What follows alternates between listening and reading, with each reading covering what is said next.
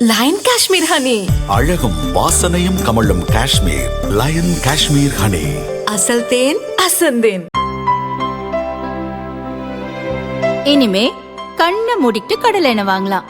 ஏன்னா மந்த்ரா கடலை எண்ணெய் இதயத்தின் தயாரிப்பு. வறுக்க பொரிக்க ஏன் எல்லா சமையலுக்கும் மந்த்ரா தான். மந்த்ரா கடலை எண்ணெய், அபார ருசி, ஆரோக்கியமான உடல் நலம்.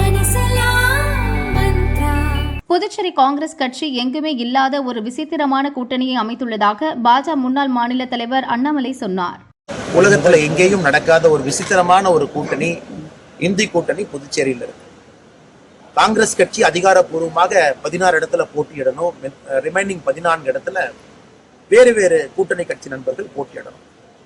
ஆனா இன்னைக்கு பார்த்தோம் அப்படின்னா, காங்கிரஸ் கட்சி அதிகாரப்பூர்வமாக 6 நபர்களை இங்க சஸ்பெண்ட் பண்ணியிருக்கிறாங்க. காரணம், கட்சியை தாண்டி அவங்க போய் வேட்புமனுவை தாக்கல் பண்ணியிருப்பதாக காங்கிரஸ் சொல்லியிருந்தாலும் கூட நமக்கு தெளிவாக தெரிகிறது, புதுச்சேரியில இந்தி கூட்டணி என்று சொன்னால் அது குழப்பமான கூட்டணி தான்.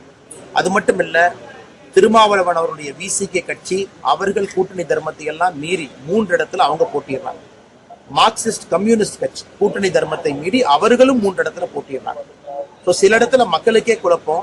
திமுகவும் இருக்கு, காங்கிரஸ் இருக்கு, விடுதலை சிறுத்தைகள் இருக்கு, கம்யூனிஸ்ட் கட்சி, மார்க்சிஸ்ட் இருக்கு. 4 வேட்பாளர்களும் சில இடத்துல இருக்கிறாங்க. அப்படி இருக்கும் பொழுது எப்படி இந்த இந்திய கம்யூனிஸ்ட் மார்க்சிஸ்ட் என்று சொன்னது போல அவங்க 3 இடத்துல இருக்கிறாங்க. அப்படி இருக்கும் பொழுது எப்படி இந்த கூட்டணி இவங்க ஆட்சிக்கு வரும் பட்சத்துல மக்களுக்கு ஒழுக்கமான ஒரு ஆட்சியை கொடுப்பாங்க? அதனால்தான் இவர்கள் ஆட்சிக்கு வருவதற்கு வாய்ப்பே இல்லை. ஆட்சிக்கு முன்பே இவர்களால் ஒரு கூட்டணியை ஒழுங்காம அமைக்க முடியல. கூட்டணிக்குள்ள பரஸ்பர ஒரு மரியாதை இல்லை. 30 தொகுதிகளும் கூட இவர்களுக்குள்ள இடஒதுக்கீடு செய்து அந்த பேச்சையும் அவங்களால காப்பாற்ற முடியல. எப்படி இவர்கள் 5 வருட காலம் மக்களுக்கு ஆட்சி கொடுப்பாங்க?